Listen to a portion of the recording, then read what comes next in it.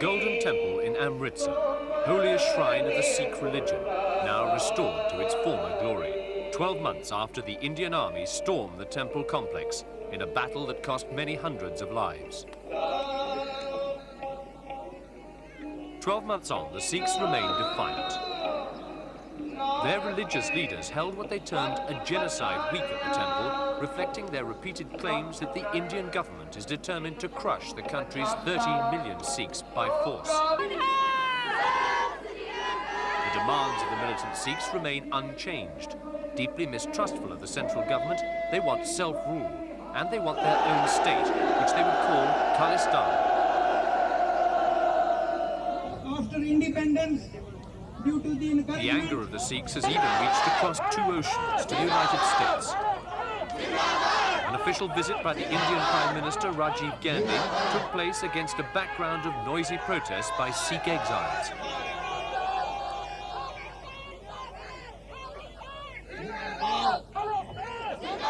Death threats were made against Rajiv Gandhi on the eve of his visit, but leaders of the Sikh community in the United States have denied they would try to kill him too.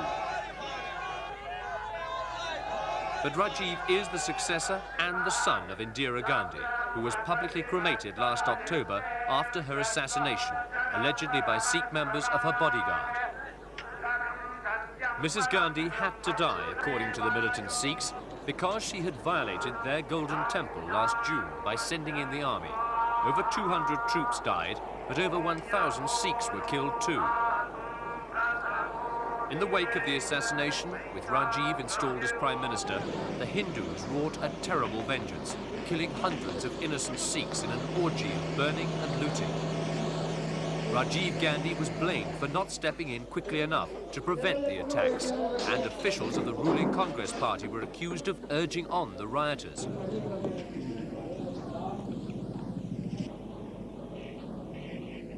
The spiral of violence continued in May. Over 80 people were killed in a bombing campaign concentrated in the Delhi area where the worst anti-Sikh attacks had taken place. The authorities had no doubt that Sikh extremists were responsible for the bombs, which were concealed inside dummy transistor radios. The bombs were likely to go off as soon as anyone touched the controls. Is fitted this device, this explosive material, this cylinder containing explosive, and then this battery is also attached to it. The devices had been left mainly on buses or in public places early in the morning.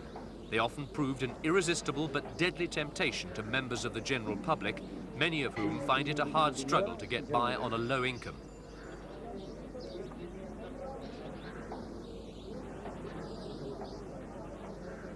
Many children and other family members were among the dead and injured because people who picked up the devices would take them home before trying to switch the radios on.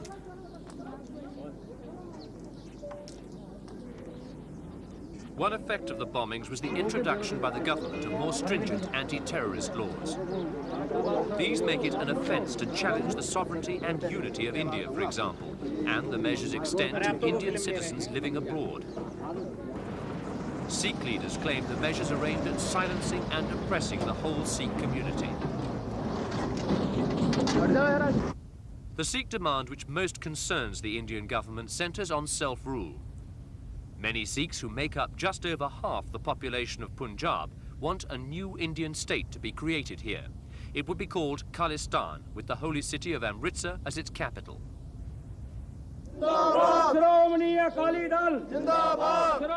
More recently, militants have even been calling for secession, setting up a completely independent country of their own, though the Sikhs in India have been very cautious in the public utterances on this issue because of the new emergency laws. Hundreds of militants are already in detention, so instead of courting arrest at public meetings, the Sikhs descended on the Golden Temple to show their defiance. Predictions of 500,000 Sikhs here on the anniversary proved unfounded, but those who did come were not lacking in religious fervour. And in 83-year-old Baba Joginder Singh, father of the outspoken Jarnail Singh Bhindranwale, who died here, the militants have found a new figurehead.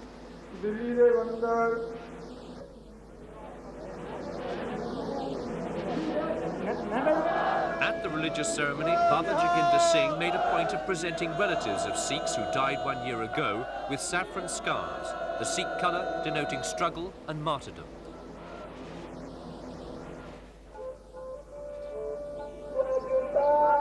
The Sikh militants recently formed a breakaway group from the official Sikh party, the Akali Dal. Reluctant at first, Baba Jaginder Singh, who's lived all his life as a simple peasant, was persuaded to lead the new splinter group. He's now become as well-known a figure as his son.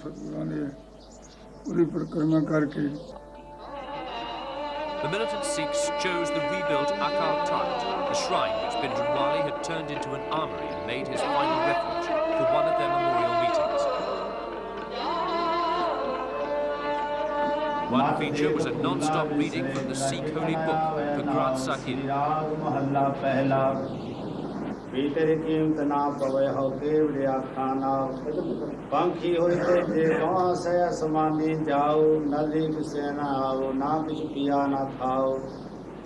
The holy book contains the teachings of Sikh gurus since the religion was founded back in the 16th century as a breakaway sect from Hinduism. It was the Guru Gobind Singh, 300 years ago, who changed the Sikhs into a warrior class. Though the wearing of swords and daggers is today mainly symbolic, the fierce warrior spirit lives on, and Sikh militants tell their followers that they must fight for their rights and for their religion. Bhindranwale took these teachings literally and died with a gun in his hand. But how far are the militants prepared to go today?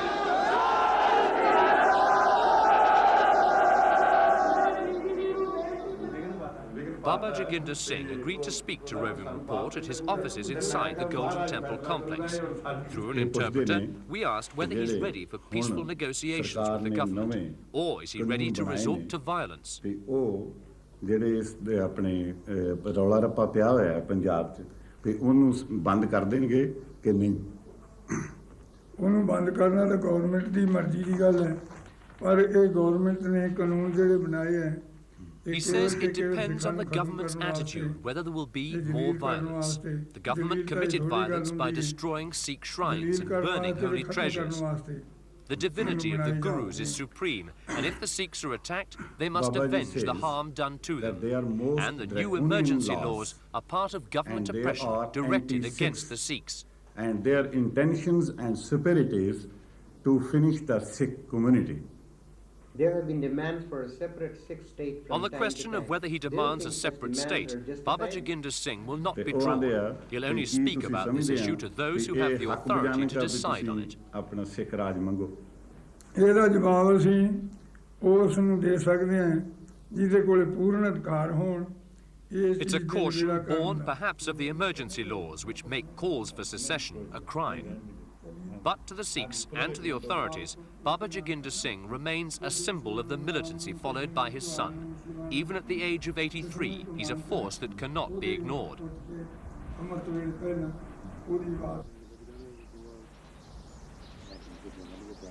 The moderate faction of the Akali Dal is led by another bearded and turbaned Sikh, Bachchan Singh Longowal. He's generally considered to represent the Sikh political establishment, people such as businessmen, landlords and wealthy farmers.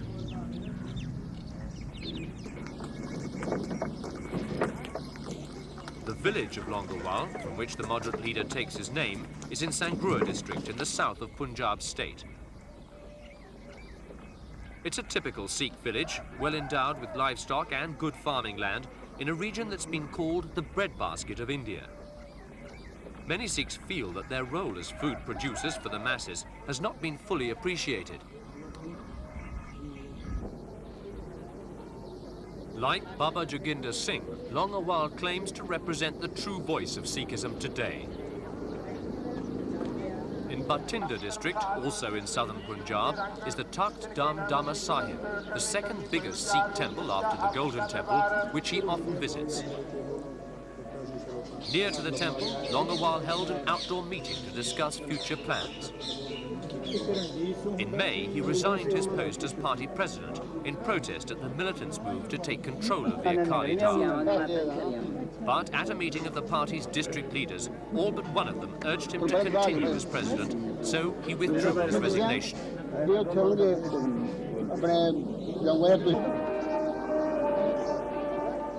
Longowal made a point of not going to the Golden Temple at the same time as the militants, but he did go there as soon as the militant meetings were ended. Indian troops were there in force too, to prevent clashes between Sikhs and Hindus outside the temple, or between moderates and militants inside. No worshippers are allowed to carry guns in the temple grounds anymore. Even the Sikh leaders' bodyguards are armed only with staves.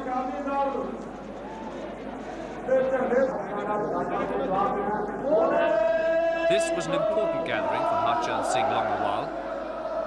It drew an estimated 15,000 people, less than the crowds who attended the militant meetings, but Longowal showed that he had the support of the influential chief priests at the Golden Temple. This could prove an important factor, as the Akali Dal's two main factions vie for control in political and religious affairs.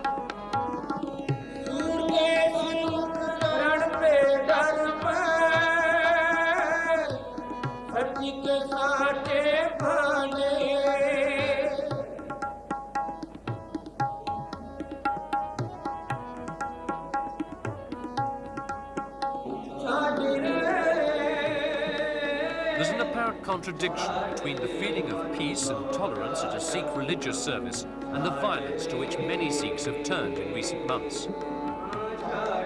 This can be explained by the Sikhs' deep sense of pride and honour, which means that all Sikhs, militants and moderates alike, were deeply shocked by the storming of the Golden Temple.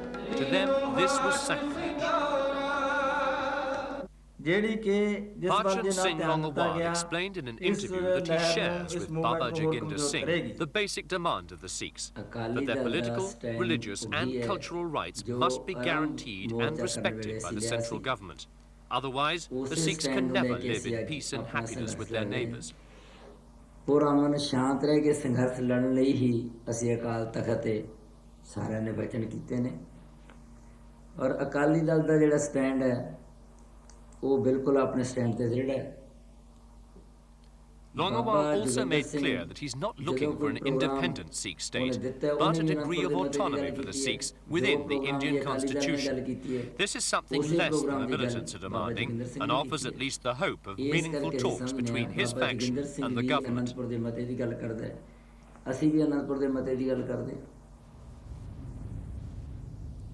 There's also a strong Sikh lobby abroad, 350,000 in Canada, 200,000 in the United States, 250,000 in Malaysia, and 58,000 in Australia. There are another 100,000 in Western Europe and 350,000 in Britain.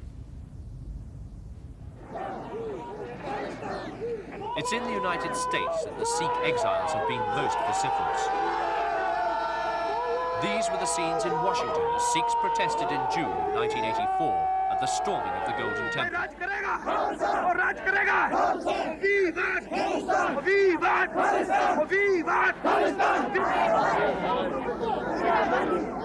The main target of their anger, the Prime Minister, Indira Gandhi.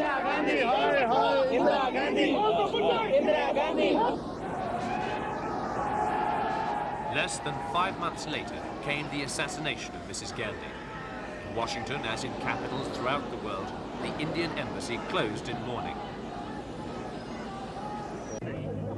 Further down the road, though, Sikhs were celebrating behind the police barricades.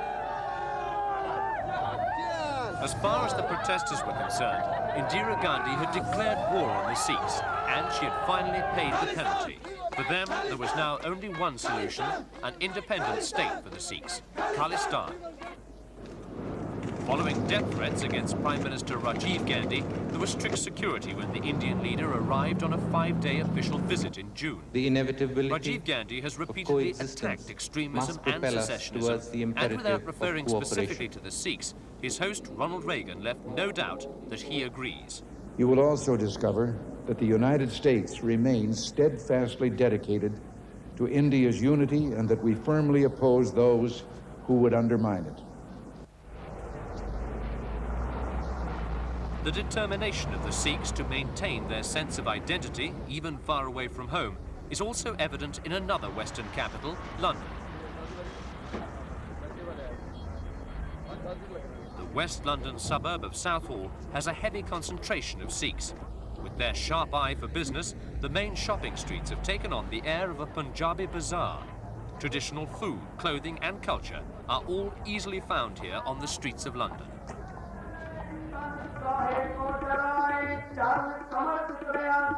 And in a converted Christian chapel in North London, a Sunday morning service in a Sikh temple. It's religion that sets the Sikhs apart, and it's their religion that keeps them together.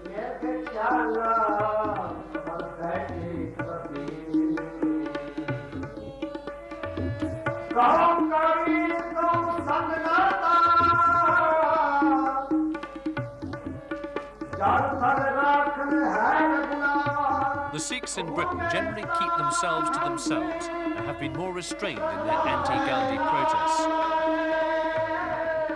But they have in their midst a long-standing critic of the Gandhi dynasty, the Sikh independence movement leader, Defiant Sikhs. We asked him whether the Sikhs are paying a heavy price in the conflict and whether they will now turn their anger against Rajiv Gandhi. At this time, Sikhs are paying. I don't think he will have to, but Sikhs will never spare him. Unless and until he feels sorry, he had a chance. And even now he has a chance. He should feel sorry for what has happened. Apologize to the Sikhs. I am so sorry. It was all due to miscalculation, whatever words he wants to choose. And let us sit down and start a new chapter in the history of India. There is some hope then that a compromise can be reached, even after the bloodletting that has cost thousands of lives, including that of a Prime Minister. The trial of Mrs. Gandhi's alleged assassins is underway, and there's every sign it could drag on for many months.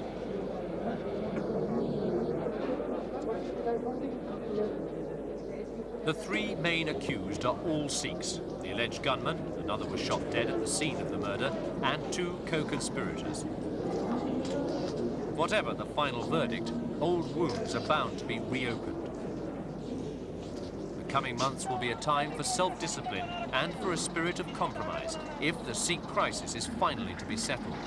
This will place great demands on the government and on the Sikh leaders, both in India and abroad. Nothing less than the unity of the world's largest democracy is at stake.